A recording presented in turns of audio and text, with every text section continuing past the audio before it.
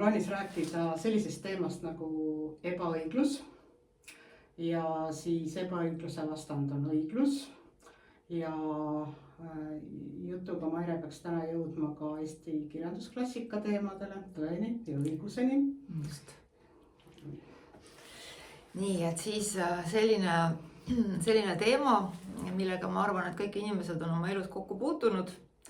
Ja siis ma alustan siis sellisest asjast nagu ebaõiglus. Et nüüd, kui te meenutate oma elu ja siis tuleb meelde mõni seik, kus te kogesite mingit metsikut ebaõiglust, et siis kindlasti, kuidas te sellest emotsioone nagu siis väljendasite, midagi sellist, et mis mõttes, et kuidas nii üldse saab, see pole aus, meil oli ju kokkulepe, see on nii ebaõiglane kõik, ja seal on hästi palju emotsioone. Nii, nüüd nagu Lii juba märkis, et ma räägin natukene ka siis meie kirjandusklassikast, tõesti õigusest. Teate, seda raamatut võib-olla kirjutasid keskkooli lõpus ka kirjandi sel teemal. Ja 100 aastat tagasi Anton Onsen Tammsaare, teda ka ilmselt huvitas väga see teema ja sellepärast ta selle raamatu kirjutas. Ja selle suvel ma lugesin läbi kõik 5 köidet. et mul on üsna värskelt ülevaade. Tegin seda sellepärast, et minu äi, kui ta oli kuskil 70 aastal, ütles niimoodi, et jaa, et ma nooruses lugesin ka selle Tõe ja õiguse läbi, aga nooruses sa ikka ei saa täpselt aru nagu sellest kõigest. Et nüüd, kui sul on elukogemust ja küpsust, et siis, kui loed uuesti, siis on nagu hoopis teine raamat. Tõesti, tal oli õige. Nii. Aga nüüd Tõe ja õiguse juurde. Kui me kõik mäletame seda Andres ja Pearu vahelist konflikti, kus eriti võib-olla rohkem Andres tundis, et kuidas on see suur ebaõiglus ja kuidas Pearu käitub väga valesti. Et seal võib-olla nendes viimastes köidetes või kui nad on juba vanemad, seal rohkem siis kirjanik avab ka neid Pearu mõtteid, et miks ta nagu sel viisil toimis, nagu ta toimis. Et ta arvas, et ta annab nagu elule vürtsi, nagu tänapäeval öeldakse, et elu oleks nagu lihtsalt natukene huvitavam, et siis selline konflikt ja selline vägikaikav edu nagu on, annab sellist särtsu elule. See oli üks Pearu mõtteid, aga et nagu me mäletame, siis Andres võttis seda kõike väga südamesse ja siis lõpuks ta pöördus ka Jumala poole hästi sügavuti ja muutus üsna selliseks kurjaks ja pahuraks ja kuna seda õiglust ikka ei olnud ja lõpuks hakkas ta nende Pearu nagu nippidega siis kohtus esinema, lihtsalt valetas, et saada siis lihtsalt õigust seal kohtus, sellepärast et tema meelest oli kõik nii kohutavalt ebaõiglane. Et see on selline hea näide nüüd sellest tõest ja õigusest ja õiglusest ja ma usun, et me kõik oma elus oleme seda Andres ja Pearu lugu nagu kogenud. Nii, ja siis ja üldiselt lõpptulemusena on seal palju emotsioone, palju vaeva ja pahameelt, aga kumbki ei saanud õigust. Ja päris lõpus tegelikult mõlemad mehed arvavad, et teine oli tegelikult edukam, et tema strateegia oli parem. Et see nii kummaline, kui see ei ole. Ja siis tegelikult me võimegi seda nagu ka, et kui meil on piisavalt elukogemust, et siis me võime öelda, et võib-olla inimesed, kes meie meelest käitusid halvasti, kas meiega konkreetselt või ka teiste inimestega, et kuidagi nad on nagu paremas kohas. Aga see on ka illusioon, sest et see inimene, kelle kohta me seda arvame, võib arvata näiteks kellegi teise kohta seda või isegi sinu kohta seda. Et see on huvitav selline fenomen.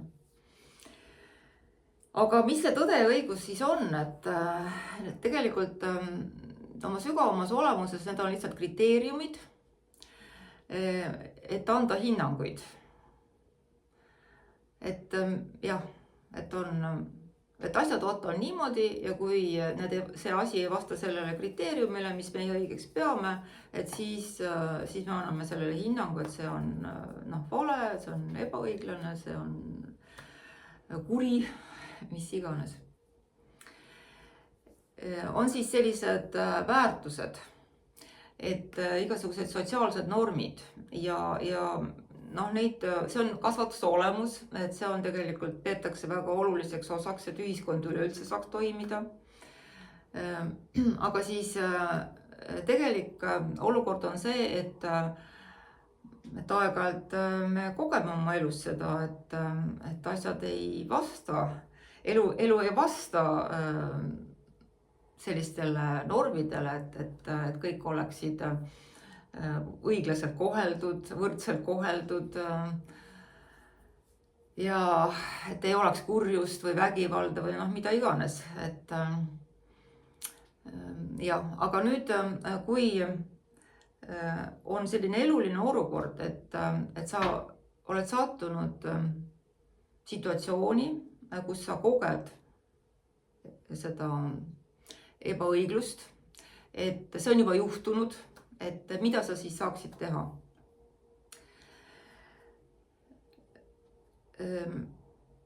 Tegelikult, muidugi võid kohtusse minna nagu Andres tegi, eks ole. Aga kui sa kohtusse minna ei taha, siis on ikkagi see, et sa pead kuidagi selle enda sees nagu maandama. Ja mis on siin siis abiks? Abiks on see, et jääda võimalikult vaatleja positsiooni ja mitte anda hinnanguid. Sellepärast, et kõik hinnangud on seotud hästi suurte emotsioonidega ja kui on ebaõiglus toimunud, siis need emotsioonid, mis sellega kaasnevad, kindlasti ei ole positiivsed. Ja kui on negatiivsed emotsioonid, siis on alati vastupanu, on valu ja muidugi ka ohvri roll päris kindlasti, eks ole, et millest me oleme siin ka varem rääkinud. Nii, aga ometi siis,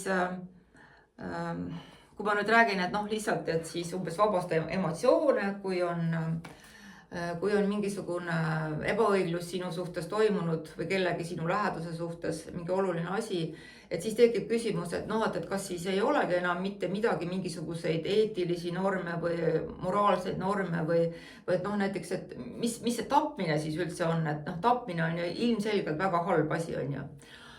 Aga nüüd, kui sa nagu mõtled, et tapmine kui fakt, eks ole, aga olukorras, kus näiteks sinu enda elu on ohus ja ainus nagu võimalus sellest olukorrast pääseda on siis näiteks kui see on sõjaolukord, et oma vaenlane tappa, eks ole, või sinu laste elu ja tervis on ohus, eks ole. Et siis kuidas sellesse suhtuda? Muide, budistlikus maailmas on hästi oluline see vägivallatuse teema. Ja siis küsiti Gautama Budalt, et kuidas siis sellega on, kui on üks küla, kus on, ütleme, võib-olla seal kuskil 100 inimest elab või mitusada inimest. Ja siis mööda seda küla jookseb keegi maniak, kes lihtsalt valimatult tapab inimesi.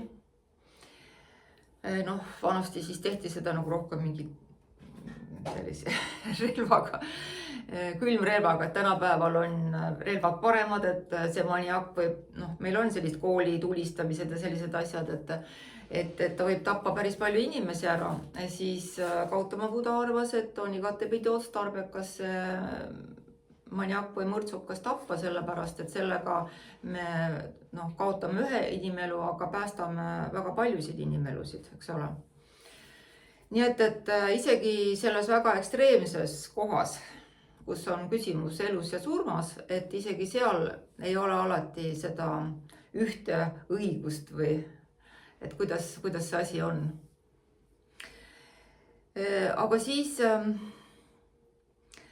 et kuidas siis ikkagi suhtuda, et kui sa suudad jääda vaatlejaks, siis sa võid vaadata elu lihtsalt kui teekonda. kus võib juhtuda absoluutselt mida iganes.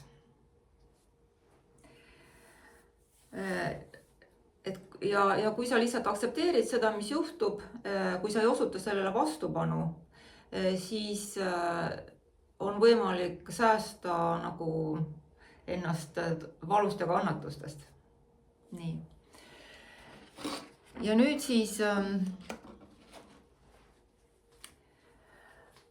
kui sa lased lahti siis nendest illusioonidest, ootustest, et maailm peab toimima niimoodi, nagu sa õigeks pead, sinu väärtuste kohaselt, ja sa jääd vaatlejaks, kes aktsepteerib seda, mida elu toob, ja sa liigud edasi, siis see tähendab seda, et sul on vähem vastupanu ja sul on vähem valu. Et see on nagu see kokkuvõte. Ja aga mis siis, kas siis üldse on selline asi nagu tõde olemas või siis on see asi tõesti nii banaalne, nagu räägitakse, et igaühel on oma tõde. Et päris nii lihtne see ei ole. Tegelikult on tõde oleku peegeldus, elu peeglis. Ja see, milline on sinu olek, et seda sa koged oma elus. Et elu on lihtsalt nagu peegel, mis peegeldab sulle sinu olekut. Ja kui sa nüüd sellest aspektist hakkad elu peale ja enda peale vaatlema, siis on hästi oluline tõsta oma sagedust. Ja oma sagedust sa tõstad siis sellega, kui sa ei lase ennast dirigeerdada, ütleme kas või sellel ebaõiglusel, mida sa võib-olla isiklikult enda suhtes koged või ka ebaõigluse suhtes laiemalt ühiskonnas ja lihtsalt vaatled seda, et elus tulebki igasuguseid asju ette ja inimesed on erinevates kohtades, et tavaliselt kui nad käituvad nagu ebaõiglaselt, siis neil on mingisugune oma arusaam asjast, et niimoodi ongi õige käituda ja et see ongi nagu õige.